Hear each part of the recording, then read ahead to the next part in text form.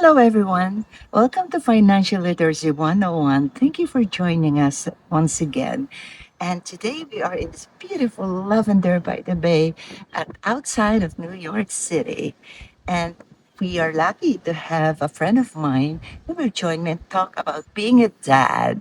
So I have here Richard, as again, an executive of Helia. Say hello to everyone. Hello, everybody. Now, Richard is just going to talk to us about some strategies, and it's always good to hear it from a dad. So, Richard, just tell us a little bit about yourself. You have two kids, and Yep. how early do you start working? Just quickly. Yeah, let's start with my married life. I've been married for 25 years, so this year we're celebrating our silver wedding anniversary. I have two kids. Matthew is now 22, finished college in computer science, and my daughter is 19, pursuing musical theater.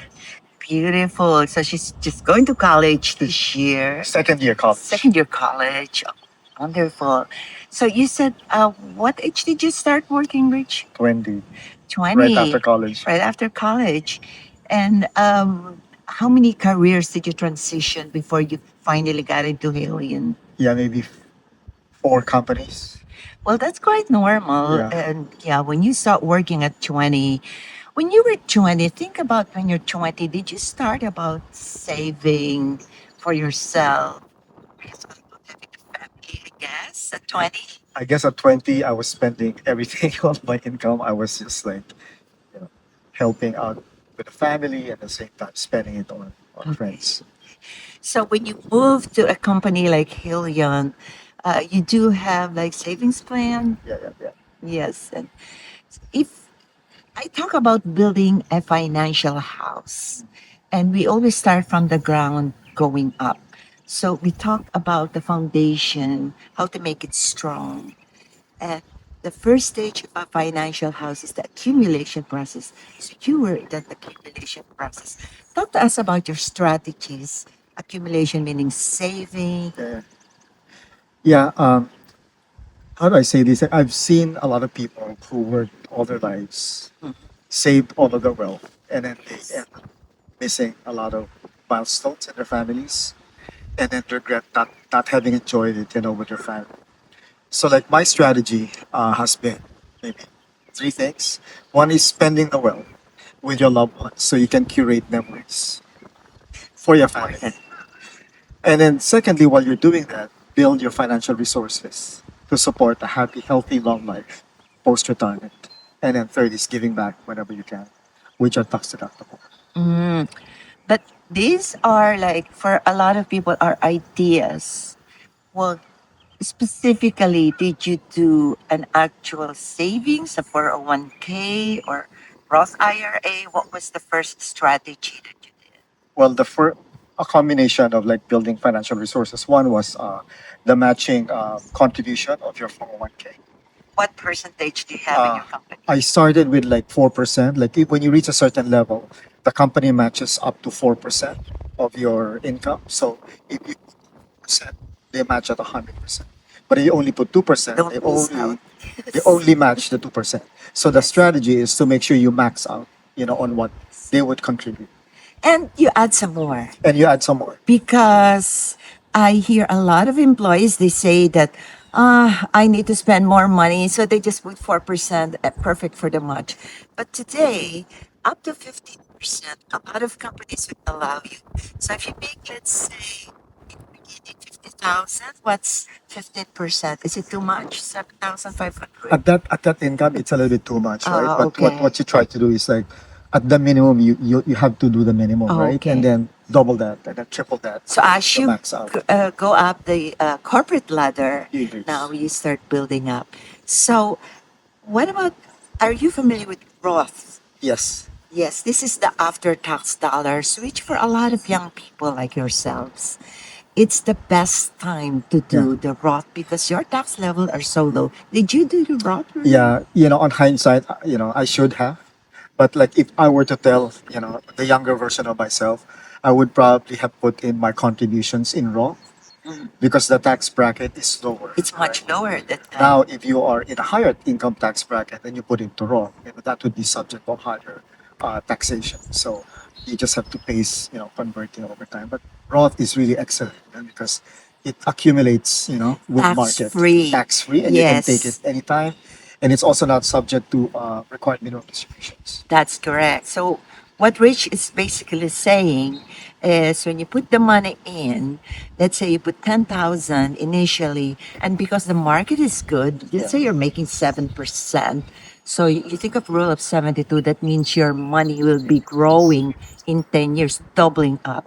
So at 7% in 10 years, your 10 becomes 20. And if each year, every year, you put 10 and 10. So think about how it accumulates. Right. And anyway, what is taxes to you when you are only 40 or 45? Although I understand in the beginning, you feel like when you pay taxes for 5,000, ooh, ouch, that's a lot of money, right? Yeah. But listen, as you grow older, it goes up to what? Yeah. 20,000. Then it goes up to 50,000 and more. Now, at this level, you're now looking like you're paying one person just for the taxes. Right. It's equivalent, right? So, what other strategies? Of course, you have kids growing. How about college funding? Did you think of doing college funding? Yeah, like early in my career, like people offered me the 529 educational 529 is plans. something that you could deduct You can also, deduct, right? up And to that's 5,000 per year right. per And person. it's it basically accumulates with the market, Yes. and then it's tax free when you withdraw it, and all that. So that was a good strategy. I did not take advantage of that because I felt, and I've seen from other people, that if your kids, are given like a scholarship or grants because they're smart, then you basically forfeit that, right? So you end up having to roll that into other financial instruments. So I just like put it into whatever financial instruments that draws better returns, right? Okay, so actually, you don't really forfeit a 529 if it's not used by one children. It goes to another sibling,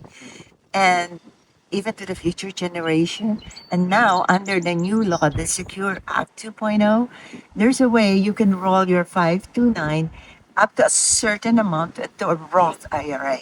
Yeah. So you see, laws changes all the Right, time. right. But the good thing I found about me as a grandmother, for example, I have my grandson. I put just the right amount of tax that will be deducted from my income, 5,000 a year. Yeah. I just put that away. It's a deduction rather than giving it away for taxes. Hey, give it to my Exactly. grandson. Exactly. Yeah. So that's what you can do also for your Right, right, right. kids. Yes. So talk about the protection. Uh, while building a financial house, like building any project, you put some kind of protection. What did you do for that? So on annuities, it's fixed income annuity, which means you collect at a certain age, you contribute up to a certain age, and then you have guaranteed income, for life. On hindsight, I should have put that into like a variable, Because you were young at because that I was time, I young, and guess. it Yes. accumulates wealth. So It that's one of the accumulates lessons that interests. we Yeah. gain from this conversation. When you are young, don't be scared to invest in the market. Right. It's just going up. Yep. Like you talk of technology, where's technology going? It keeps on going Yeah. up. There's now AI. Right. Right. AI wasn't heard before. It Correct. was there, but nobody was talking Correct. about Correct. it. So, what about life insurance? Have you thought about that? Because that's something that's a Yeah. touchy subject that we Yeah. don't want to talk about. Yeah, I have been offered like two types of insurance. One is your term insurance, and then one is your It's like a whole life. a whole life, right? Term insurance is usually 30 years, and then if you pass before that, then your family collects that insurance. The other one is kind of like whole life, where whatever you have there. Should you avail of this thing while you're working? What do you think? Yeah, first it's like see what you're insured for, right? Because usually the company gives you insurance already. Oh, that's good. So the company So already gives see you. see how much insurance. So if you want to add more, Yeah. yeah. If you want to add more, then you do a little bit of term, but then also do a little bit of uh, you know, whole life. The whole life or the Yeah. variable life. Yeah. So when you talk about insurance, there's the term, there's the whole life, there's the variable life. Really, it's a question of how much you can afford at that Right, time. right. But not only that, you also look at the back end. What are you gonna get Correct, correct. in return? Yeah. So if it's some kind of a variable or investment, so you're going to get some money back Yeah. when you need it. So that's just one of the ways that people go. Now, the best part of building a house is when you go up, all the way up. So now your kids are out, you're going to college, Right. distribution. That's the top of our financial house, the retirement strategy. So now at this stage, you have what? You have 401k, you have annuities, you have You have pension. pension. You have Yes, yes, life insurance. yes. So, and if you are at the age of 60 and you want to retire early under the Secure Act, you don't have to distribute money until you're 73 or 75. Yeah. So you really have a lot of time. Right, right, right. So this at this point, have you thought of converting into Roth? Because you told me earlier you should have put more Roth. So is this the time you think for you? Yeah, like my financial advisor advised against it because of the tax bracket. So I just like put very minimal, out of my So now shoes. that is the constraint. Yeah. As your income goes very, very high, your tax bracket goes very high. So that is another subject that you must take along with your advisor. But for now, thank you so much, Rich, for A pleasure. sharing your life experiences. And if you have a quick message to tell our next generation, what would it be? Um, Spend your wealth. Like make sure you create, as I said, curate memories that you can look back to. In your old age, enjoy it to your family, build your family with that wealth. But make sure you safeguard a certain amount for yourself for your retirement, especially if you think you live long. All right. And before you spend the word first, before you spend, you make that what you build financial habits. So thank you, and we have more. We have more a subject matter about building your wealth. Thanks so much, Rich. Thanks Yeah, for my pleasure. joining me in this beautiful Yes. lavender field. And I have Isa back there helping us who's going to college. Congratulations. Thank you. Thank you.